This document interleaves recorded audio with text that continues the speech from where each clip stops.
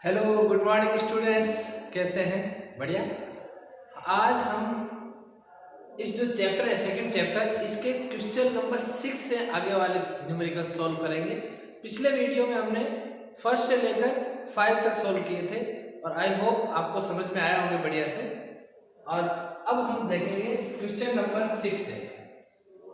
Question number 6 से आगे वाले जो न्यूमेरिकल्स है वो हम कैसे सॉल्व कर सकते हैं। तो डियर स्टूडेंट्स, शुरू करते हैं। Okay, question number 6 is there. What the question number 6 is saying, 3 capacitors, each of capacitance 9 picofarad. 9 picofarad, ये उनका कैपेसिटेंस है सबका, C1 का भी, C2 का भी और C3 का भी। हुआ क्या, आर कनेक्टेड इन सीरीज, इनको कनेक्ट किया है सीरीज। किससे कनेक्ट किया है? सीरीज। अब क्या होगा बच्चों, पहला सवाल, what is the total capacitance of the combination. अच्छा, टोटल कैपेसिटेंस कितना होगा? तो यही C1 है, यही C2 है और यही C3 है। तो सिचुएशन ऐसी है, सीरीज में है ना, ये लीजिए इस तरह कैपेसिटर्स लगे हुए हैं और इन सब का यहां पर ये बैटरी जोड़ दी ना हमने और ये इस तरह का सर्किट है। यहां पर 9 पिकोफैरेड एंड 9 पिकोफैरेड आपका इनका कैपेसिटेंस है, इट इज गिवन। अब हमें सबसे पहले टोटल कैपेसिटेंस निकालना है। तो सीरीज में हम लोग जानते हैं कि जो इक्विवेलेंट कैपेसिटेंस होगा C, that will be equal to 1/C1 plus 1/C2 plus 1/C3। Series में रेजिस्टेंस से उल्टा होता है फॉर्मूला जो होता है। रेजिस्टेंस अगर होता तो हम लिखते R is equal to R1 plus R2 plus R3, but here अपने को C1, C2 और C3 को रेसिप्रोकल में ऐड करना है। ओके, कैपेसिटेंस का मामला है ना, कैपेसिटर लगे हुए हैं। चलो सॉल्व कर लो इसको। That will be equal to 1/9 picofarad में सॉल्व कर लेते हैं, plus 1/9 plus 1/9, that will be equal to 1/C। therefore 1/C is equal to 3/9 and if we cancel out it we will get 1/3। therefore the total capacitance is 3 picofarad। तो पहला जो question था वो हमारे यहाँ पर सोल्व हो गया। टोटल कैपेसिटेंस कितना आ गया? 3 पिकोफैरेड। इसका जो नेक्स्ट क्वेश्चन है, इसका सेकंड पार्ट इस क्वेश्चन का, what is the potential difference across each capacitor if the combination is connected to 120 volt supply. अब मैंने इसको यहाँ पर 120 वोल्ट से कनेक्ट किया हुआ है। यहाँ पर जो मैं सप्लाई दे रहा हूँ इसको वो 120 वोल्ट की दे रहा हूँ। क्वेश्चन ये है कि यहाँ पर पोटेंशियल कितना कितना होगा अलग अलग। So we know that in series combination the total volt potential will be distributed equally distribute हो जाएगा। क्यों? क्योंकि इनका कैपेसिटेंस इक्वल है। समझ रहे हो, कैपेसिटेंस इक्वल है तो ये वोल्टेज भी इक्वली डिस्ट्रीब्यूट हो जाएगा। अगर ये अलग अलग होता तो हम क्या करते, पहले चार्ज करते, Q is equal to C1V है ना, C2V ऐसे निकाल के फिर अपने को पोटेंशियल ड्रॉप निकालनी पड़ती वहां। लेकिन अभी क्या हो रहा है, total potential will be distributed equally. ऐसा भी एक क्वेश्चन आएगा, उसमें हम करेंगे। नेक्स्ट क्वेश्चन है, तो अभी इसको सॉल्व कर लेते हैं। तो ये इक्वली डिस्ट्रीब्यूट हो जाएगा, यानी कि जो V1, V2 and V3 will get equal potential from the battery. So V1 is equal to V2 is equal to V3 will be equal to 120/3 है ना, इक्वली हो जाएगा 40 वोल्ट का यहाँ पर, 40 यहाँ, 40 यहाँ, तीनों जगह ये वोल्टेज डिस्ट्रीब्यूट हो जाएगा। समझ में आ गया से? कैपेसिटेंस को आना है पहले में, जो A पार्ट है और B पार्ट में आपको पोटेंशियल निकालना है। ठीक है, ठीक है ना? अच्छा लीजिए, अब लेते हैं नेक्स्ट क्वेश्चन। ठीक है, लीजिए क्वेश्चन नंबर 7 साथ के साथ सॉल्व करते जाओ, आपको भी थोड़ा कॉन्फिडेंस आएगा। ठीक है, अच्छा question number 7, again I am advising you please complete NCERT book before reading any extra reference books. जितने भी है सब काम आएगी, सब पढ़ लेना, लेकिन पहला काम है एनसीईआरटी के सारे न्यूमेरिकल्स और सारी थ्योरी आप क्लियर कर लें, अदरवाइज उनका कोई बेनिफिट नहीं होगा।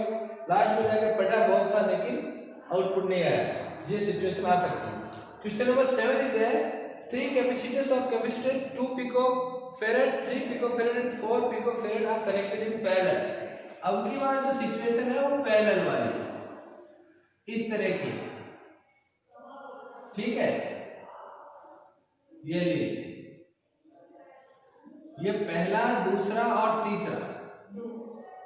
ठीक है, और इसको मैंने ज्वाइन कर दिया यहां बैटरी से, ये पैरेलल कॉम्बिनेशन में है।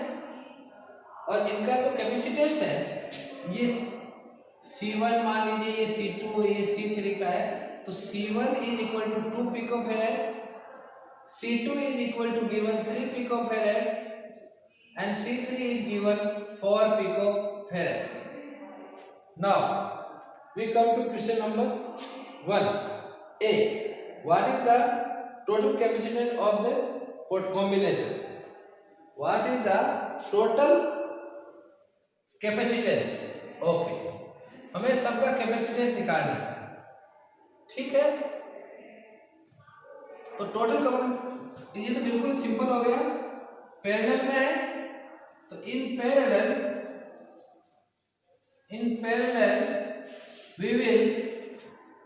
we will see that the total capacitance will be equal to C1 plus C2 plus C3. Now 2 plus 3 plus 4 is equal to 9 picofarad. तो बहुत ही सिंपल हो गया फर्स्ट। सेकंड क्या कह रहा है कि 100 वोल्ट की सप्लाई है। कितने वोल्ट की सप्लाई है? 100 वोल्ट की। तो बताइए कि इनके ऊपर चार्ज कितना है। इस बार पूछा है चार्ज कितना है। पोटेंशियल तो सेम आएगा, पैरेलल है तो यहाँ पर भी 100, यहाँ पे 100, यहाँ पे 100। चार्ज निकालना। So what will be the charge? Q1, Q2 और Q3 हमें फाइंड आउट करना है। So it is very simple, Q1 will be equal to C1V, Q is equal to CV, it is C2V, C3V। 100 volt की supply दी है, यहाँ पर 100 volt की सप्लाई है, तो मैं क्या करूंगा, C1 मेरे पास है 2 picofarad, I will multiply it by the V voltage that is 100, so 200 pico charge किसमें आएगा? कूलम, पिको कूलम में। पिको में रहने दो इसको, 10⁻⁻12 भी हम मल्टीप्लाई में लिख सकते हैं, बट डायरेक्ट लिखते हैं तो कोई इश्यू नहीं। So 200 pico coulomb as well as Q2 will be equal to 3 multiplied by 100, it will equal to 300 pico coulomb, and the last 4 into 100 is equal to 400 pico coulomb. So this will be the answer for this question. ठीक है, समझ में आ गया? हाँ, parallel में सीधा C1 plus C2 plus C3 और फिर चार्ज निकालेंगे। अगर सीरीज में भी हमारे जो पिछली बार अगर इक्वल नहीं होता, वो तीनों अगर पिछले क्वेश्चन में अगर 9 पिकोफैरेड का नहीं होता, इक्वल नहीं होता, तो हमें ऐसे चार्ज निकाल के फिर वोल्टेज निकालना पड़ता। C1 अपने पास था, चार्ज निकाल के फिर निकालना पड़ता है। चलो आगे कोई क्वेश्चन आएगा तो देखेंगे। ओके, ठीक है, मैं इसको इरेज कर देता हूँ। तो नाउ अब आपको काफी कुछ कॉन्फिडेंस आने लगा होगा इसके ऊपर भी। और प्रॉब्लम यह है कि हम क्वेश्चन सारे करें, खुद लिखें। मेरे समझाने से समझ में आ जाएगा, लेकिन लिख नहीं पाओगे। आप खुद लिखिए, कॉपी में लिखिए, बिना लेके सॉल्व कीजिए। जहां प्रॉब्लम आती है वहां वीडियो को आगे चलाते जाइए, that will be more better. Now question number 8 is there. Question number 8 क्या कह रहा है? In a parallel plate capacitor the air between the plates, एक कैपेसिटर है ऐसा, यहां पर एयर है, ओके। इस plate has an area of 6 × 10⁻³ area जो है वो है 6 × 10⁻³ मीटर स्क्वायर एक प्लेट का। And the distance between the plates is 3 mm। इनके बीच की जो ये डिस्टेंस है जो d है वो 3 mm है। इसका मतलब मुझे इसको लिखना पड़ेगा 3 × 10⁻³ मीटर। mm है ना, तो पहले सेंटीमीटर में चेंज करेंगे -1 और फिर मीटर में करेंगे तो -2 से मल्टीप्लाई होगा -3। 3 × 10⁻³ metre. Now issue is there, calculate the capacitance of the capacitor. If the capacitor is connected to 100 volt supply, what is the charge? पहले तो कैपेसिटेंस निकालना है और उसके बाद हमें चार्ज निकालना है, ठीक है। तो सबसे पहले कैपेसिटेंस निकालते हैं। What will be the formula? Formula will be epsilon not A/d, correct. तो यहां पर वैल्यूज रखिए, वैल्यूज रखेंगे तो इसकी वैल्यू क्या हो जाएगी? 8.85 × 10⁻12। Area will be 6 × 10⁻³ upon d आ गया 3 × 10⁻³, ठीक है। तो ये तो कैंसिल आउट हो गया, 10⁻³ से 10⁻³ 3 से 6 कैंसिल आउट हो गया, that will be equal to 2 twice. When we multiply it we will get 0.717. So 17.7 × 10⁻12 farad. This is the capacitance, है ना। 10⁻12 इसको मल्टीप्लाई किया तो ये आ गया, ठीक है। इसको हटा देता हूं, कोई मतलब नहीं है। तो 17.7 × 10⁻12, कोई प्रॉब्लम नहीं। और इसको हम लिख सकते हैं 17.7 पिको फेरेड। अगर मैं 10⁻12 फेरेड को पिको फेरेड भी लिख सकता हूं, तो ये अपने लिए थोड़ा लिखने में इजी हो जाएगा। So this will be the capacitance. If I not make any calculation mistake, then this will be the capacitance of the capacitor. Now next question is, if the capacitor is connected to 100 volt supply, what will be the charge on each plate of the capacitor? If I have to find out the charge, I will simply write Q is equal to CV, and this formula will be used repeatedly in the chapter of electrostatic potential and capacitance. So be ready for this formula. कम से कम ये कुछ समझ में नहीं आ रहा है तो ये लगने की संभावना होती है, लगने 2-3 फॉर्मूले ज्यादा नहीं। सो अब हम निकाल लेंगे कैपेसिटेंस। 17.7 निकाल लिया हमने, into 10⁻12 मल्टीप्लाइड बाय 100 वोल्ट की सप्लाई है, तो मैं इसको 100 से मल्टीप्लाई कर दूं। सो आई विल गेट 1770, 100 से करेंगे तो 1770 × 10⁻12 कूलम।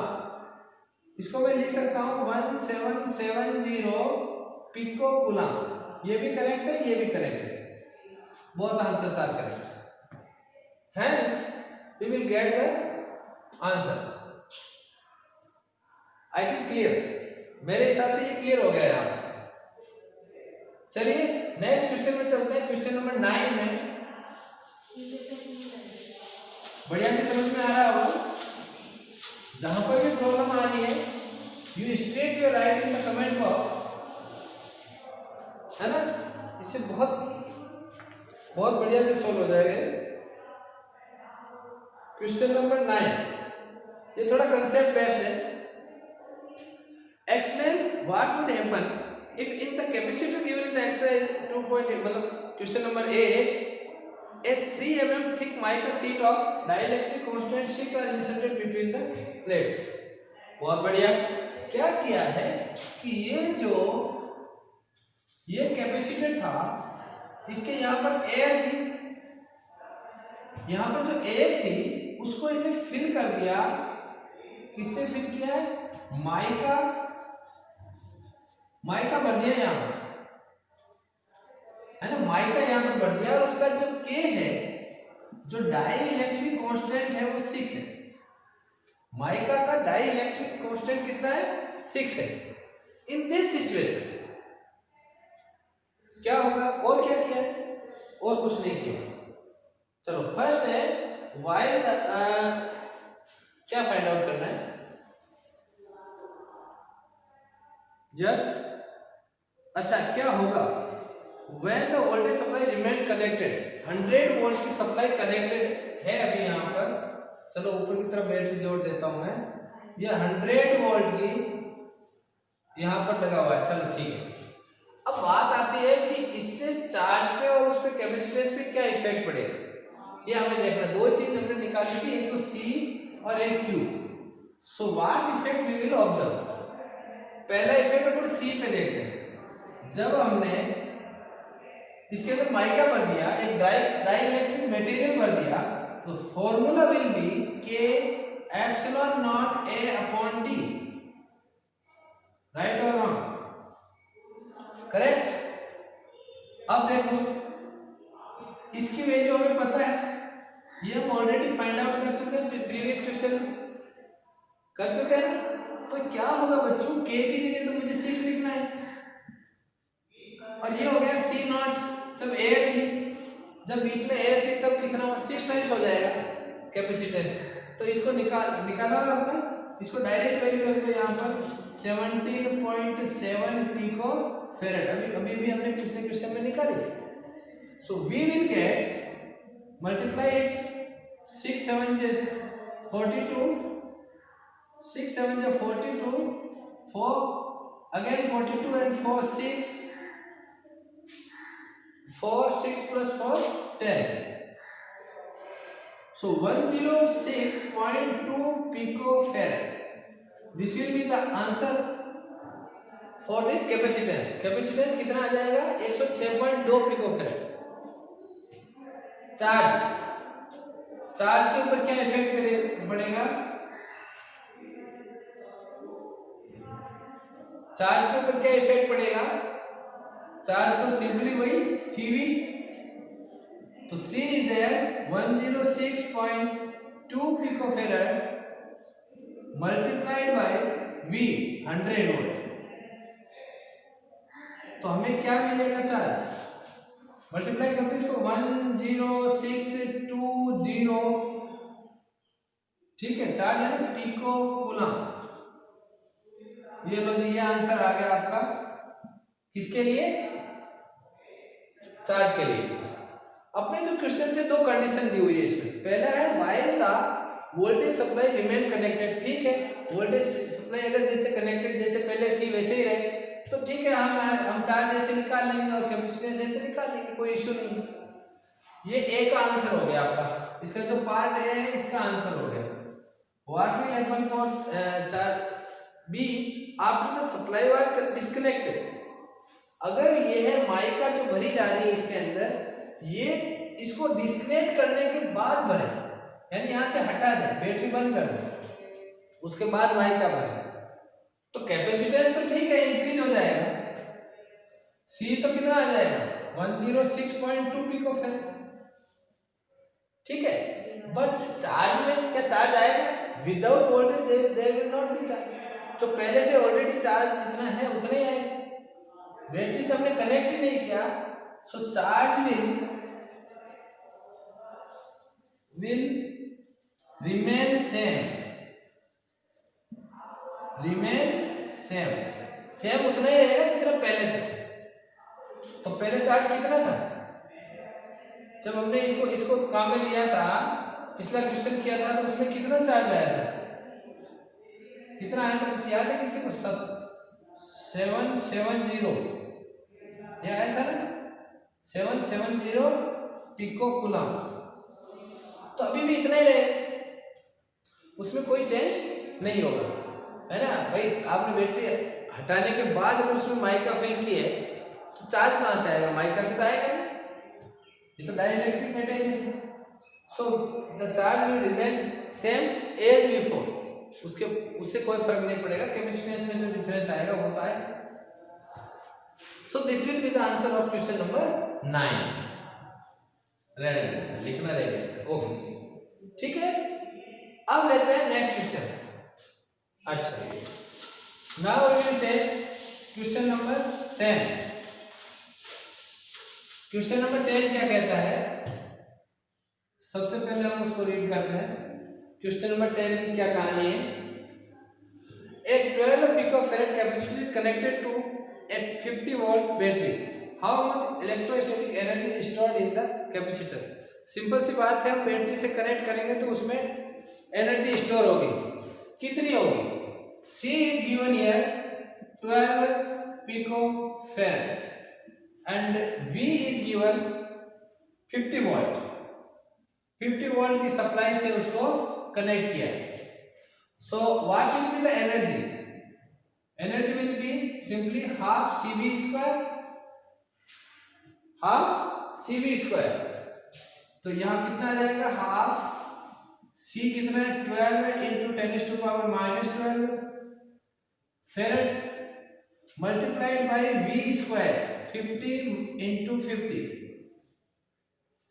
तो अब क्या होगा, ये यहां से 6 टाइम्स कैंसिल हो गया, है ना। 6 को इससे मल्टीप्लाई किया तो 300 नहीं, ये 25 और 25 को 6 से किया तो 150 तो ये आ गया 25, ये 2 जीरो और लग जाएंगे, मल्टीप्लाइड बाय 10⁻⁻12। ठीक है।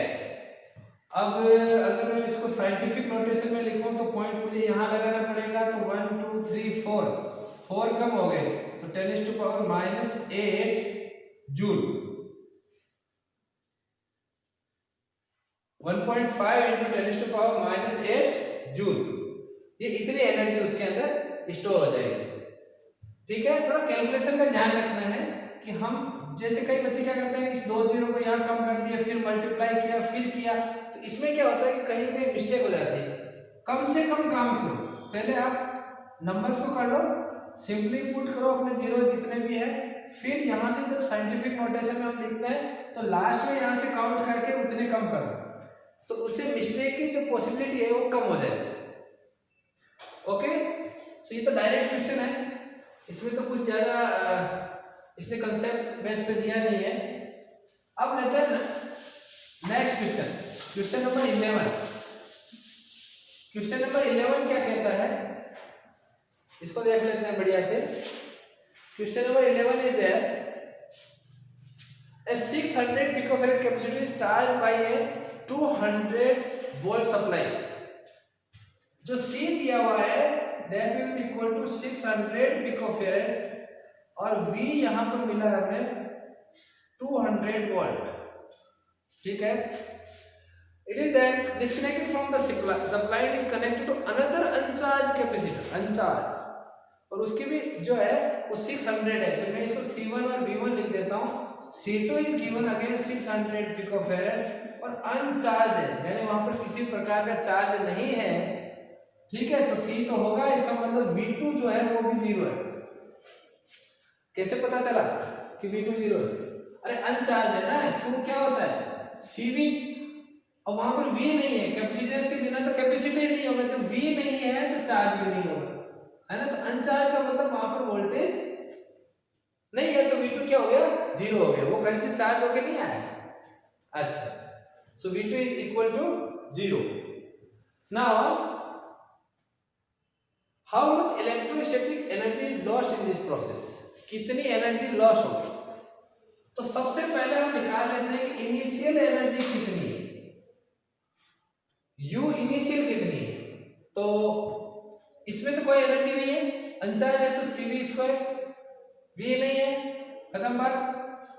ऊपर वाली एनर्जी ही है half C1 V1 square, so that will be equal to again half what is C1, this is 600 into 10 to the power minus 12 pico है ना, V1 स्क्वायर into 200 into 200, ये V1। जब मैं इसको कैंसिल आउट करूंगा we will get 100, how many zeros are there, how many zeros are there, 6 to the 12, 1 2 3 4 5 6, 1 2 3 4 5 6, thank you, 6 to the 12, 1 2 3 4 5 6, ये आ गए, multiplied by 10 to power minus 12, ठीक है। अब देखो मैं इसको साइंटिफिक नोटेशन में लिखूं तो मुझे पॉइंट यहाँ लगाना है, तो ये आ जाएगा 1.2 इंटू 10 टू पावर, अब यहाँ से काउंट करना शुरू करना पड़ेगा, 1 2 3 4 5 6 7 कम हो जाएंगे, यानी यहाँ बचेगा -5 जूल,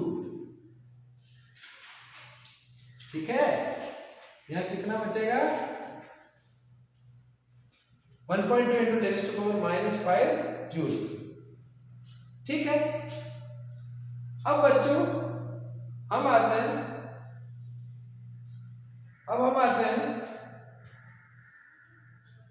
ये ठीक किया ना, अच्छा पिको फेरेड है, yes, okay.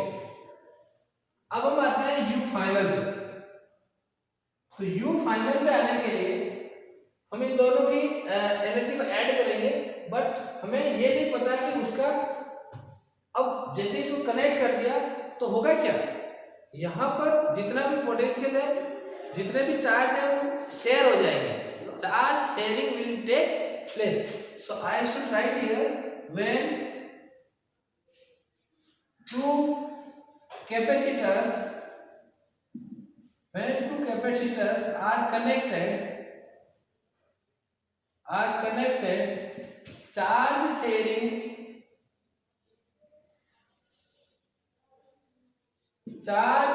will take place, और उसी से हम निकाल पाएंगे कि V कितना है। सो V क्या आएगा बच्चों, total charge Q1 plus Q2 upon total C1 plus C2, तो पहले भी जो चार्ज है वो कितना है, C1 V1, Q is equal to C1 V1 plus Q2 V2 zero है, तो ये तो आ जाएगा 0, समझ में आया, C2 V2 जीरो है ना, अपॉन C1 पहले का 600, ये मैं डायरेक्ट लिख देता हूं एक बार, समझ में आएगा आपको बढ़िया से, C1 प्लस C2। अब वैल्यू रखते हैं, C1 की वैल्यू पिको में, अगर मैं पिको यहाँ रखता हूं ठीक है, अगर नहीं रखता हूं तो भी कोई इश्यू नहीं है, क्योंकि नीचे भी जो वैल्यू लेंगे हम पिको में लेंगे तो ये दोनों कैंसिल आउट हो जाएंगे। चलो रख लेते हैं, C1 कितना है 600 into 10 to power -12 multiplied by 200 C1 V1 upon यहाँ पर कितना आएगा 600 into 10 to power -12 plus 600 into 10 to power -12, अब कैंसिल हो गया, तो डायरेक्ट भी हम लिख सकते थे, कोई इश्यू नहीं है, बट अब ये आगे ले लीजिए आप, इसको ऊपर आ जाएगा 600 इंटू 200 अपॉन ये 600 प्लस 600 1200, ये 0 से 0 कैंसिल हो गया, ये 0 से 0 कैंसिल हो गया, ये 6 टाइम्स और इस 6 से ये हो गया 100 times, so the voltage will be 100 volt. तो नया जो कनेक्ट करने के बाद उन पे पोटेंशियल आएगा वो कितना आएगा 100 वोल्ट का आएगा। So now it is very simple to calculate the UF, that is 1/2 C1 V1 square plus 1/2 C2 V2 square, so half C1 कितना है sorry C V square, V ले लिया ना अपने, वी दे दिया तो सी वी स्क्वायर आएगा, that will equal to C one plus C two of V square, that will equal to half 600 plus 600 और v 100 इंटू 100 अभी अभी हमने फाइंड आउट किया है, तो हमें क्या मिलेगा, हाफ, ये पिको में ना, यस 600 पिको में, तो मल्टीप्लाई में 10 टू पावर -12 और आ जाएगा, हाफ ये आ गया 1200 इंटू 1000 इंटू 10 टू पावर -12, तो u फाइनल विल बी,